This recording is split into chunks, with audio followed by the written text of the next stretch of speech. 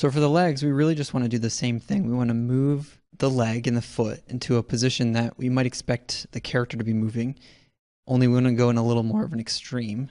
So we're going to move this right up, and we'll see until it starts to look wrong, and then we'll go in and fix it with the paint weights tool. So for example, this belt here looks wrong in this position. So I'm going to click on the mesh, go to the paint weights tool, and then in the hierarchy, I'm going to find our left leg joints, which are actually just below the center and the root joint because it's the hip and the pelvis and stuff. So it's right there at the top. And we're going to try to correct this by adding and removing these weights. So for this hip joint, I don't want the belt to be following it at all. So I'm going to go into the hard brush and I'm going to hold down Control. So I invert my weight painting to 0. And I'm just going to paint all along that area until it's been removed. And the same for this area above it, the torso and stuff. Just going to scribble away this stuff so it's not being affected by the movement of the hip. That way he maintains his volume while he moves in that position. So that looks pretty good there. Another problem area is generally the crotch area. And we see a lot of twisting and pinching and stuff happening there. So to get a better angle at that, we might want to spread this open a little bit and move his knee out so we can get a better idea of what's going on in there. Back into the tool. And in this case, I might risk it. I might go to the soft brush and just hold Shift down and smooth this area. It might be worth the risk, so we're not dealing with all that stuff in there. I'm just going to smooth this stuff away. I know I was telling you not to use the smooth tool, but in some cases, especially when we're just getting started, it's not too big a deal. We haven't really gotten to the rest of the mesh yet, so we haven't done a whole lot of work. So it's not altering too much of our progress. Now, while we're on the hip, this whole bone here needs to be controlling this part of the mesh. So what I want to do is go back to the regular brush and just add influence here so that we're getting the right deformation for this leg to be moving this way. And it seems like there's a lot of the mesh that was being tucked away into his crotch. So we want to bring that forward a bit. I'm actually going to reduce my opacity a little bit so we're not doing too much damage. But his butt here, we want to maintain that volume, but we also want to pull some of the pant leg down to follow along with the leg. And in this case, again, I'm just going to use smooth again to bring some of this back. It's not helping that much, actually, so maybe it's not worth it. But I did it anyway. I've smoothed it, so it looks a little better there. And that's looking pretty good. I might want to bring, the same with we did with the elbow in that area, we might want to bring this in a little bit so we're not losing any of the leg volume. Generally, that's what you want to see. You want to see a pinch there rather than a noodly Gumby joint or something like that. So I'm just going to keep painting away. Just the best thing about learning this tool is that the feedback is immediate. So if you do something wrong, you're going to know you did it wrong immediately. And it's really just a matter of playing with it, painting.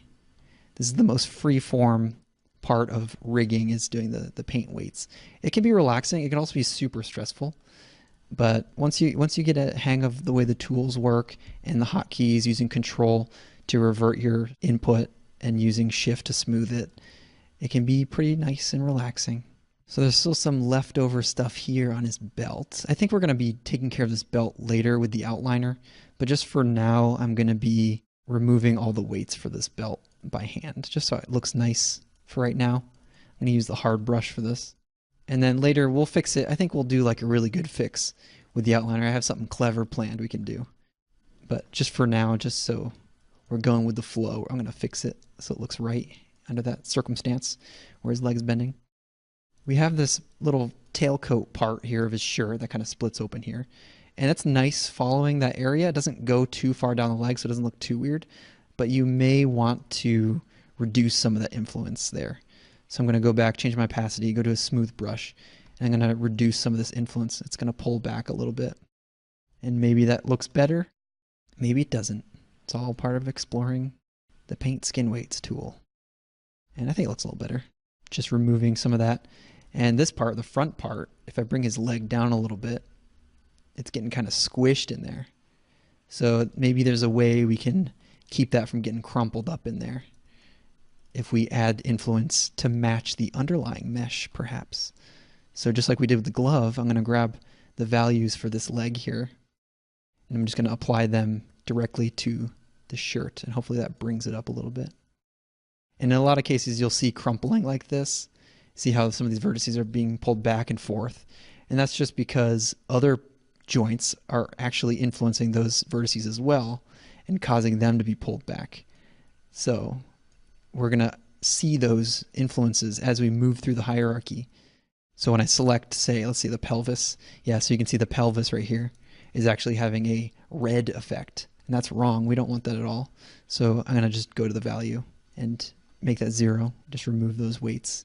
In a lot of cases, it's almost better to be additive. So I'm going to go to the hip and actually add weight to the hip. That might help, actually. So we'll try that and see how it brings it right up.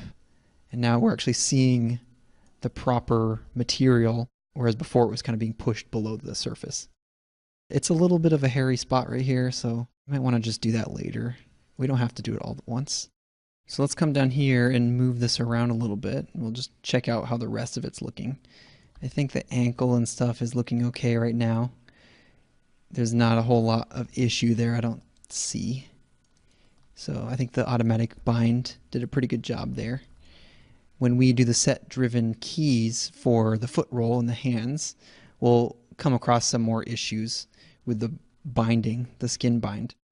So we can always refine those later. But for now, I think that looks pretty good. I guess, so when I move his foot this way, your foot can't actually go that far back. But to get more of an accurate bend there, we want this to have a more crisp edge. So I'm going to fix that right now. I'm going to go into the Paint Skin Weights tool. I'm going to come down here to the knee, actually. And I'm going to add influence to this back of the calf here, kind of where the Achilles tendon is. And I'm just going to add a little bit of influence there. So I might just make the opacity a little lower. And that'll strengthen that edge up a little bit. Because I would imagine if you were wearing a boot, it would actually bend at an edge rather than kind of having a smooth arc like an elastic. It's more of a leathery, tough material, more of a sturdy material, so we get more rigid bends rather than rubbery noodle bends. So I'm going to make a more of an angle there. And while I'm at it, I'm just painting to strengthen up the shin area and stuff, making sure that that's all following more of a 1-to-1 ratio. And I guess I could also just kind of go up here and do the same, just add influence to the whole shin area and the whole calf, just to strengthen that. We're actually losing a lot of volume, I didn't even notice, right up here. So I'm going to fill that in. I'm going to go back to the opacity and make this back to 100%. And the way you can think about the painting of weights is you're essentially telling the mesh to look more like its bind pose. So the more weight we're adding here, the truer it looks to its resting pose. So I'm just going to go ahead and give it as much as I can here. And it's actually turning white in some portions. And if you want, you can use the hard brush and this will just turn it white. It doesn't have any smoothing or anything like that. So I feel like we could do it. I'm going to do it. Add full weight there so we're not losing any volume. And you might think, hey, it's going to look like a toy soldier when he bends. But really, you don't notice it that much in a game. It makes it easier and it's fine. So I'm just going to fill this all in. And you could do this with the component editor. You could select all these faces and give them all a value of 1. But I do want some smoothing in here, some organicness. So I'm still going to revert back to the smooth brush down here. And then I'm going to go back to the hierarchy and go to the ankle and do the same. See how we're collapsing the ankle here? We want the ankle joint to be fully fledged here, to be fully filled out. So now we're getting more of a proper bend there, and we're maintaining that volume. This is another area that we don't want to see moving at all because shoe parts, lower parts of the shoe don't actually move that much. It's looking a little funny there. We can just do a guilty little smooth there with a shift. Every once in a while we can slip one in there just because. We might not like ourselves later for doing it, but it'll help for now. And as far as the rest of the foot is concerned, we'll be going back and adjusting these weights when we implement our foot roll. So we have a better understanding of how that looks as that animation plays and that movement takes place. So I think the leg is looking good. It's not too bad, right? So now what I'm going to do is grab both these controllers because I've moved them and go into the channel box and zero out the transforms that I applied. And that will bring us right back to our bind pose. Both our arms and our legs are looking decent. There's always room for refinement. There's always going to be things you can change. But for now, I think we can move on to the torso. Maybe we'll take care of some of the beard as well, and the head we'll get to later.